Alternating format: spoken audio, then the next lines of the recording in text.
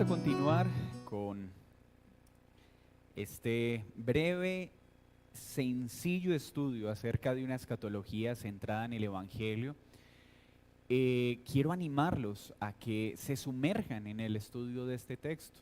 De verdad que en estos espacios hemos dado unos pequeños brochazos acerca de lo que es la escatología y de su importancia. Hoy vamos a iniciar una sección dentro de nuestro estudio partiendo de una pregunta. Hay una segunda venida de Cristo, pero ¿cómo interpretamos su inminente regreso? ¿Está por venir? ¿Ya vino? Y vamos a ver varios enfoques escatológicos acerca de esta pregunta. ¿Cristo vino o Cristo está por venir? Aquellos que nos acompañan por primera vez, quiero recordarles que este espacio, más que una predicación, es un espacio de estudio. Entonces vamos a ver algunos aspectos para crecer en nuestra teología y nuestra comprensión, para no ser arrastrados por cualquier viento de doctrina. Vamos a las diapositivas, por favor. Uno de los fundamentos del cristianismo evangélico y ortodoxo es la doctrina del regreso corporal de Cristo a la tierra desde el cielo. Es decir, esto no es una suposición, creemos que es una doctrina de la cual la Biblia habla. La parusia, el regreso de Cristo de manera visible, de manera corporal. Es esencial para el cristianismo apostólico que creamos que la persona inigualable, histórica, conocida como Jesús de Nazaret, el Hijo de Dios, un día regresará a esta tierra con la misma naturaleza humana, pero resucitada con la que se marchó. Y acá vamos a ver varias ideas de esta afirmación. Primero, es un hecho que Jesucristo, la segunda persona de la Trinidad, va a venir por segunda vez de manera visible. Y esto empieza a trazar una línea importante. Todo movimiento religioso que niegue esta doctrina está atentando contra una doctrina fundamental de la Escritura. Una cosa es que hayan diferentes formas de analizar el regreso de Cristo. Otra cosa es negar su regreso. Y en eso es importante que tengamos claridad. Si estamos hablando de un movimiento religioso que niegue que Cristo viene por segunda vez de manera corporal, estamos hablando entonces no con hermanos en una misma fe, sino con movimientos religiosos que se apartan de las verdades fundamentales de nuestra fe. Creemos entonces que Cristo es un personaje histórico, es decir, que vino y es demostrable históricamente, no solo por la Escritura, que la historia aún secular registra su existencia, registra las características de su vida y registra aún la resurrección. Hermanos, la resurrección no es una suposición cristiana. La resurrección es un hecho histórico demostrable, es decir, aún en la literatura no cristiana hay evidencias de que los hombres vieron a Cristo resucitado. Y esto es muy importante, porque historiadores que atacaban a Cristo y a sus seguidores se encargaron de dejar por escrito que ese tal Cristo había resucitado y había aparecido a más de 500 hombres. Este Jesús que viene por segunda vez es el Hijo de Dios y regresará ¿con cuál cuerpo? Con el que resucitó, con un cuerpo glorificado en el cual podremos ver las señales de su muerte y de su resurrección. La prueba clásica y citada con frecuencia de esta doctrina se encuentra en las palabras de los ángeles mismos a los apóstoles en Hechos 1:11. ¿Qué dijeron estos varones? Varones galileos, le dijeron, los ángeles a los varones, a los apóstoles. ¿por qué estáis mirando al cielo? Este mismo Jesús que ha sido tomado de vosotros al cielo, así vendrá como le habéis visto ir al cielo. ¿Por qué creemos entonces que Cristo viene por segunda vez? Porque la Biblia lo enseña y textos como este lo aseguran. Entonces, si alguien dice que esto no es cierto, no solo está atacando una posición, está atacando la escritura misma. Si alguien dice es que Cristo no va a venir, sino que ya vino, está atacando la palabra misma de Dios. Quien se aparta entonces de esta doctrina, se aparta de la fe ortodoxa. ¿Qué quiere decir esto? De la fe que la iglesia ha profesado históricamente y ha defendido a través de la escritura. La fe ortodoxa enseña: Cristo viene por segunda vez de manera visible con su cuerpo glorificado. Y esto es indiscutible. ¿Qué más vemos en esta doctrina? En el estudio de hoy tenemos un propósito claro: conocer un poco de cuáles son los problemas que existen acerca del regreso de Cristo. Hay algunos que lo niegan, hay otros que aceptan su regreso, pero ven y perciben su regreso de formas diferentes. Y es necesario que conozcamos estas posturas porque estamos en tiempos muy peligrosos, donde algunos pretenden obrar o establecer fechas con respecto al regreso de Cristo. El Nuevo Testamento entonces enseña que el regreso de Cristo está ¿qué?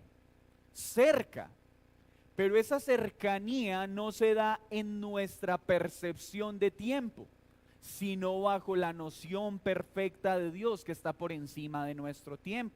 Y sí podemos decir que el regreso de Cristo hoy está más cerca que cuando se le anunció a los apóstoles, pero esa cercanía puede tomar años, décadas o días. Nosotros solo sabemos que está cerca, no sabemos una medida de tiempo exacta. ¿Por qué?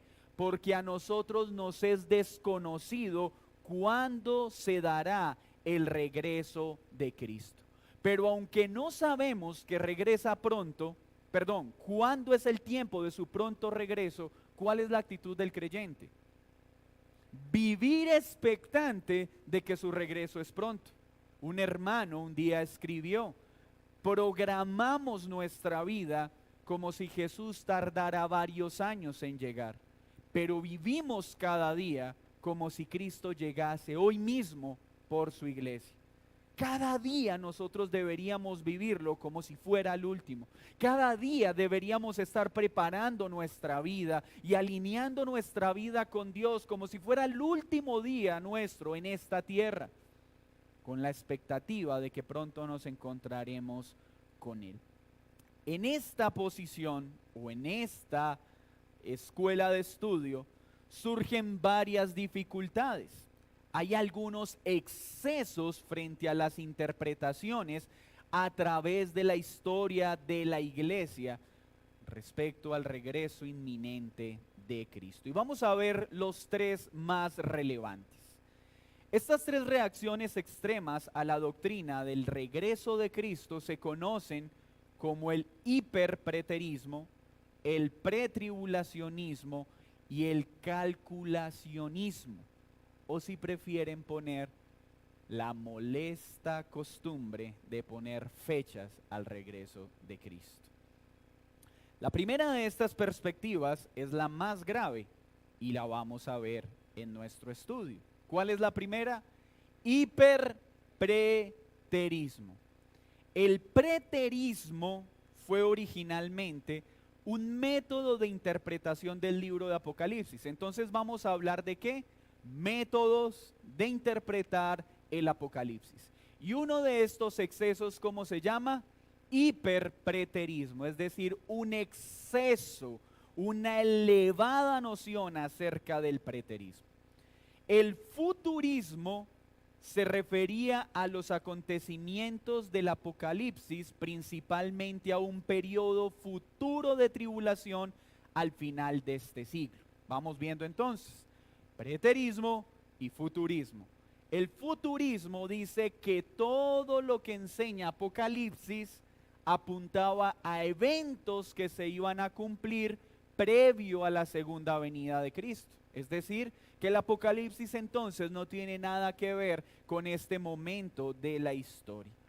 El preterismo declaraba, con muy pocas excepciones, que las profecías en Apocalipsis se cumplieron en el año 70, cuando fue destruido el templo en Jerusalén. Quiero aclarar que en este estudio voy a presentar unos pequeños brochazos, porque tanto en el preterismo como en el futurismo hay diferentes escuelas, hay matices distintos. Así que no pretendo hacer una defensa ni una exposición detallada de cada escuela, sino transmitir una idea general que puede quedarse corta en muchas de sus nociones. Entonces los preteristas dicen no, definitivamente la gran mayoría de todas las profecías terminaron de cumplirse en el año 70. El hiperpreterismo no dice que casi todas. ¿De qué se diferencia del preterismo? Dice que todas ya se cumplieron, aún la segunda venida de Cristo. Y esto ya es muy peligroso, ¿cierto? Veamos esta gráfica, por favor, para tener una noción amplia. Siguiente diapositiva, por favor. Entonces, tres esquemas comunes de este tiempo que cometen grandes excesos: el historicismo, el preterismo y el futurismo. Estos son métodos ¿de qué? De interpretación. ¿En qué campo? Escatológicos, ¿cierto? Estos son los modelos de los que estamos haciendo mención en nuestro estudio. Siguiente diapositiva. ¿Cómo podríamos definir entonces el historicismo? El historicismo dice lo siguiente: el libro de Apocalipsis da un relato simbólico y consecutivo de la historia de la resurrección de Cristo hasta el estado eterno. Este modelo, por ejemplo, toma textos como el mensaje que da Apocalipsis a las 7 iglesias de Asia, y que dice que ahí se está presentando un desarrollo de la iglesia simbólico y progresivo, que la primera iglesia habla de una etapa de la iglesia, la segunda de otra etapa, la tercera de otra etapa. Eso es historicismo. Pensar que los textos de Apocalipsis enseñan simbólicamente el desarrollo de la iglesia a partir de la resurrección de Cristo hasta el estado eterno. El preterismo, que es ampliamente dominado por los postmilenialistas, enseña que el libro de Apocalipsis habla entonces principalmente del cumplimiento de Apocalipsis en el desarrollo de la historia de la iglesia hasta el año 70. ¿Cuál es el evento más importante del año 70? La destrucción del templo en Jerusalén. Y recuerden que ese acontecimiento estuvo acompañado de un gran holocausto de judíos. Los historiadores narran que aproximadamente 2 millones de judíos murieron cercados de hambre, cumpliendo naturalmente mucho de lo que se había profetizado para ese momento. ¿Y quiénes fueron librados de este duro episodio?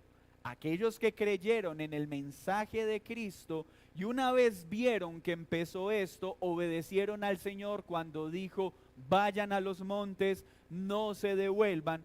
Y este grupo de creyentes que salió de Jerusalén fue a Gadara, el lugar donde el gadareno previo a este acontecimiento, había evangelizado a Gadara. Para este momento casi toda Gadara era creyente. Y ellos fueron los que tomaron a los cristianos que habían salido de este gran momento de muerte. Qué interesante que para nuestros ojos Jesús, ¿por qué fue a Gadara solo por un endemoniado? Fue a salvar un endemoniado que luego usaría para evangelizar toda una comunidad, la cual luego recibiría a todos los cristianos que huyeron de este episodio. Dios es perfecto, hermano, ¿cierto? El otro movimiento es el futurismo. El futurismo entonces dice que no, que todos estos eventos de Apocalipsis tienen que ver con unos años o meses previos a la gran tribulación que tiene que ver con el regreso de Cristo. Entonces, Apocalipsis nada tiene que ver con este momento de la historia, sino que toda ella está por cumplirse. Estos son los tres excesos de los cuales queremos tener noción en esta mañana. ¿Cuál es la postura con la que nosotros nos identificamos?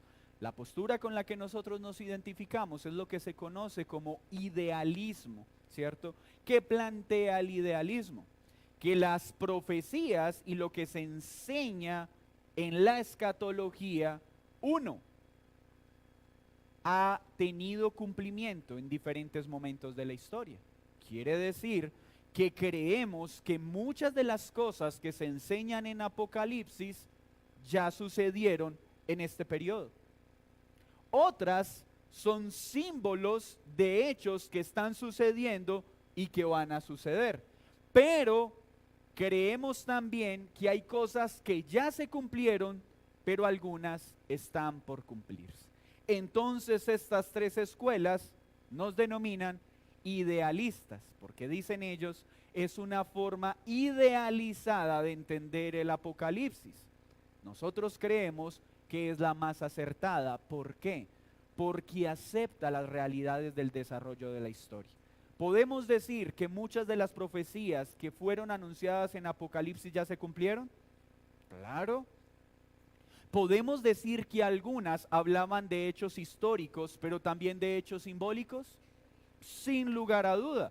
¿Podemos decir que hay acontecimientos que están por venir? También. Entonces, ¿cómo se llama ese modelo escatológico de interpretación? Idealismo. Por favor, recuerde que esto es para nuestro estudio y nuestra edificación. No es para que empiece a hablar con sus hermanos, esto sí es mucho preterista.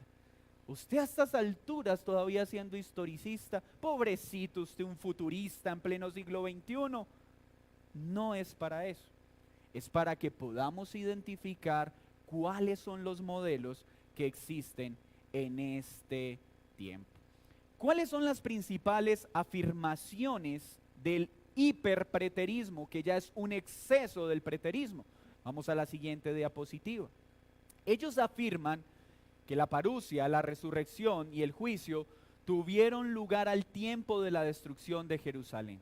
Aunque en la región de lo espiritual y lo invisible, incluso afirman que la profecía de la Escritura no nos lleva más allá de los acontecimientos que tuvieron lugar con la destrucción de Jerusalén. Los hiperpreteristas no están esperando el regreso de Cristo por segunda vez. Ellos dicen que ya sucedió en este periodo de tiempo, pero de manera espiritual. Por ejemplo, en la transfiguración. Por ejemplo, en Pentecostés. Ellos mencionan que esos sucesos cumplen con el anuncio de la promesa de Cristo manifestándose en gloria. Así que esto es grave, porque ellos entonces están sin esperanza respecto al regreso de Cristo. ¿Cuáles son las consecuencias de este movimiento escatológico? Primero, le quita toda esperanza al creyente. Si el rapto de los santos que aún viven, la resurrección de los santos que han muerto, la venida de Cristo son realidades pasadas, si toda la profecía está realmente cumplida, entonces ¿sobre qué basamos nuestra esperanza para el futuro?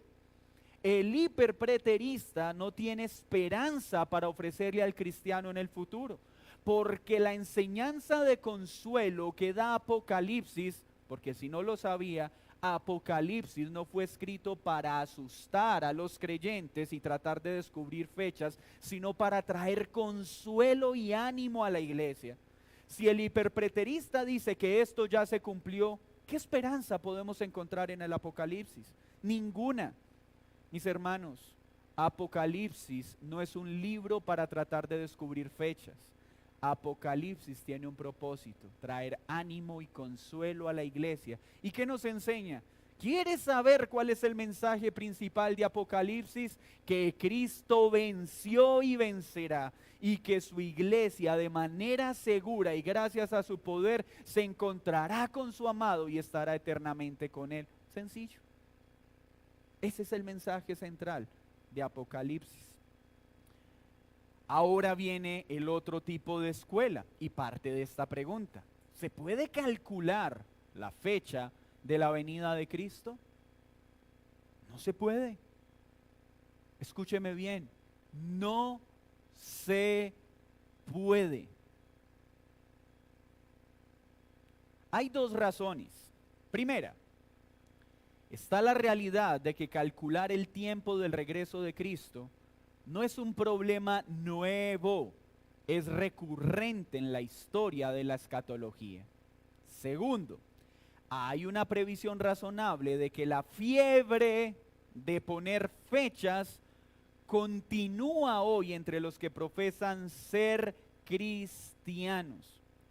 Y hoy quiero entregarles el remedio para todo aquel que venga a hablarles de fechas. Mateo 24:36, Cristo dice que nadie sabe el tiempo de su regreso. Nadie lo sabe, nadie puede conocerlo. ¿Por qué? Porque así lo estableció el Señor. Mateo 24, versículo 36, dice así: mas como en los días de Noé, así será la venida, 36, pero el día y la hora, ¿qué? Nadie lo sabe. ¿Quién lo sabe? Nadie, ni aun los ángeles de los cielos, sino solo ¿quién? Mi Padre. ¿Quién está hablando? Jesucristo. ¿Hecho qué? Hombre. Entonces no se me vaya a distraer, que esto también es importante. Primera respuesta a los calculacionistas: ¿podemos conocer la hora, la fecha? No podemos hacerlo. Quienes hacen esto, ¿cómo se les conoce? Calculacionistas. Primero, ¿la Biblia asegura que Cristo regresa por segunda vez? Sí, ¿cierto? ¿Podemos afirmar por la Escritura que este regreso no será secreto? Claro, porque dice que todo ojo le verá. Entonces vamos descartando la posibilidad de poner una fecha, y segundo, la noción de que será secreto y nadie se dará cuenta y el mundo creará que es la primera abducción y que entonces los aviones se estrellarán porque los pilotos serán llevados, las mujeres verán como sus vientres quedan vacíos porque los bebés son raptados. Mis hermanos, esos son excelentes películas de entretenimiento, pero no corresponden a interpretaciones bíblicas acertadas. Esto también nos lleva a poner y considerar como personas de gran peligro para la fe a aquellos que intentan poner fechas. Si hay un pastor, sin importar credenciales, experiencia o tiempo en su ejercicio ministerial, y se atreve a poner fechas, nunca vuelva a escucharlo y a considerarlo una persona confiable, porque está violando un mandato explícito de la Escritura. No se atrevan a poner fechas porque ni los ángeles las conocen. Por más que se arrepientan públicamente de poner fechas, no vuelvas a escucharlo. Y menos si lo ha hecho 2 veces en los últimos 10 años. Ha perdido toda credibilidad porque está poniendo por encima de la palabra sus tendencias especulativas. Podemos decir ¿por qué? Porque debo obedecer ¿a quién? A la palabra de Dios. ¿Y la palabra de Dios qué dice? Nadie sabe el día ni la hora. Mis hermanos, si en algún momento de esta iglesia algún hermano se levantara a decirles: hermanos, llegó el momento de vender todo porque Cristo viene la próxima semana, ¿usted qué tiene que hacer? Decirle a ese hermano que se arrepienta de tal falacia y mostrarle la escritura. Y si la iglesia no acepta su reconvención, por favor que le sobren paticas para salir corriendo de este lugar. Porque eso significa que nos estaremos alejando en ese momento de la fe ortodoxa. Entonces, cuando Cristo se refiere a aquel día y la hora, se está refiriendo al día de su segunda venida. Todo el contexto deja fuera de cualquier duda lo que estamos expresando. Jesús viene hablando en esta sección de su regreso. Luego continúa hablando de este acontecimiento en el contexto de algo posterior, que será rápido en el tiempo de Dios y posterior a su ascensión. Este mismo lenguaje exactamente lo usa para hablar de su segunda venida en capítulos y versículos posteriores. Cristo afirma que en el conocimiento del tiempo de su segunda venida, esto está escondido a toda criatura inteligente.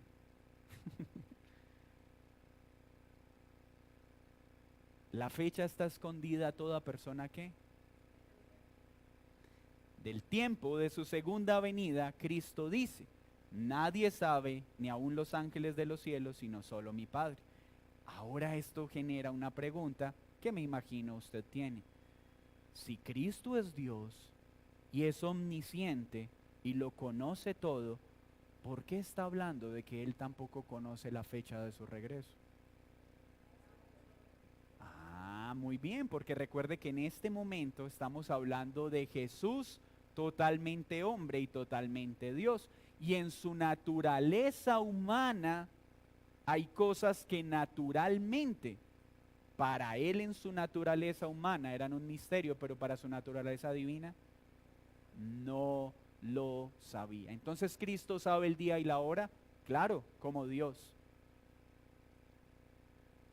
Pero como hombre, bien profesó: solo mi Padre conoce la hora de mi regreso. Hermanos míos, los fijadores de fechas no son personas que hacen estudios serios de la Escritura, sino que con ello demuestran ser muy seguramente falsos maestros, falsos profetas, a los cuales podríamos aplicarles lo que Deuteronomio 18:20 dice. Se dirige al pueblo y el Señor les dice: no tengan temor de esos profetas. A esos profetas no se les debe escuchar. No tengas temor de sus afirmaciones. No se preocupen por ellos. No se dejen confundir por ellos. No se dejen impresionar por ellos.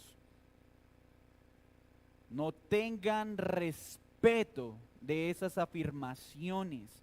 Ellos pueden hablar con aparente entendimiento de las Escrituras. Parecen ser grandes eruditos que estudian los aspectos más profundos de la Escritura.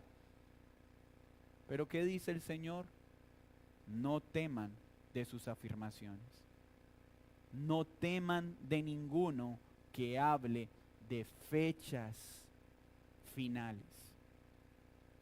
No crean en ese tipo de insinuaciones. ¿Cuál es la actitud de la iglesia? La iglesia debe estar viviendo cada día como si Cristo viniera hoy mismo, programando nuestra vida como si tardara muchos años en llegar, pero no bajo zozobra, sino bajo esperanza. Estamos viendo acontecimientos que anuncian naturalmente que el regreso de Cristo es inminente, claro que sí, pero estos acontecimientos no son nuevos, vienen viviéndose y experimentándose generación tras generación. Sabemos que va a haber un incremento en el momento final previo al regreso de Cristo, lo sabemos por la Escritura, pero lo esperamos ¿cómo?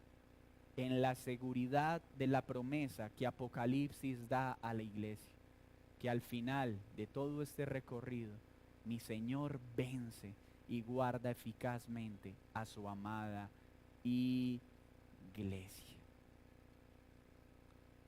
¿Preguntas hasta acá, mis amados hermanos?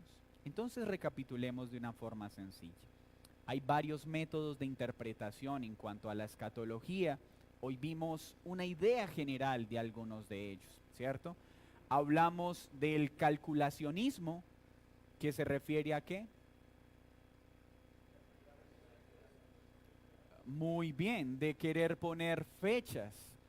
Algunos dicen, no, es que yo no quise hablar de un día, quise hablar fue de una semana.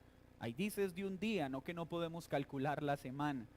No, es que yo estoy hablando es del mes en el que va a venir. Ahí dice que no sabemos el día ni la hora, pero no dice que no sabemos el mes. Hermanos, eso es torcer la escritura. Entonces el calculacionismo es un gran peligro para la iglesia. ¿Qué otro modelo vimos? El futurismo. ¿Qué habla el futurismo?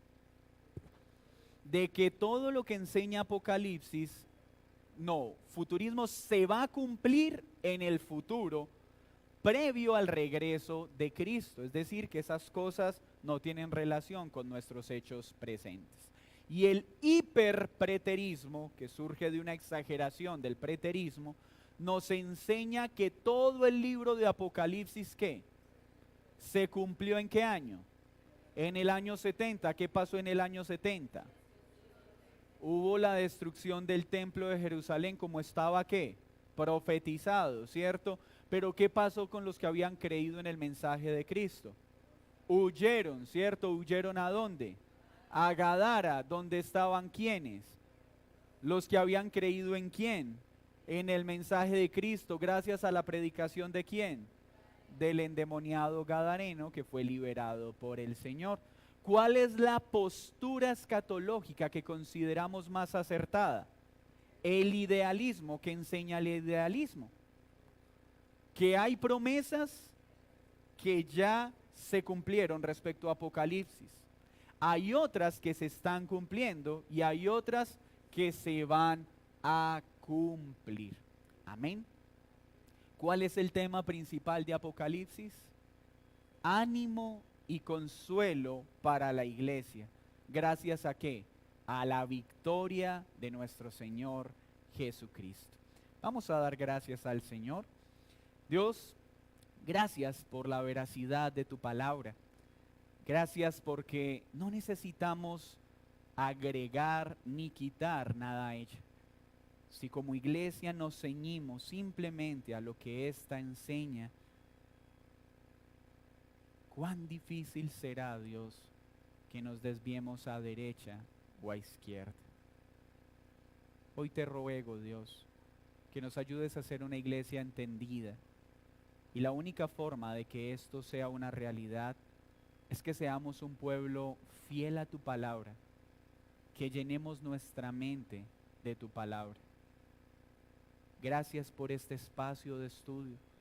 Gracias por todo lo que hemos aprendido durante estos domingos acerca de la forma como obras en tu pueblo. Gracias por darnos hoy la seguridad de que vienes por segunda vez, de que vienes de manera visible con un cuerpo glorificado, que todo ojo te verá, que toda lengua confesará que eres Dios, que cuando tú regreses se establecerá definitiva y plenamente ese reino eterno prometido. y que sin importar todos los acontecimientos que se avecinan, la iglesia puede estar segura de que tú nos cuidarás y nos sustentarás hasta el final. Guárdanos en este peligroso tiempo y ayúdanos, Señor, a hacer frente a todos aquellos que quieren negar tu palabra o quieren agregar cosas a tu palabra, pero que siempre lo hagamos con mansedumbre, con humildad, pero con firmeza. Guárdanos de ser contentos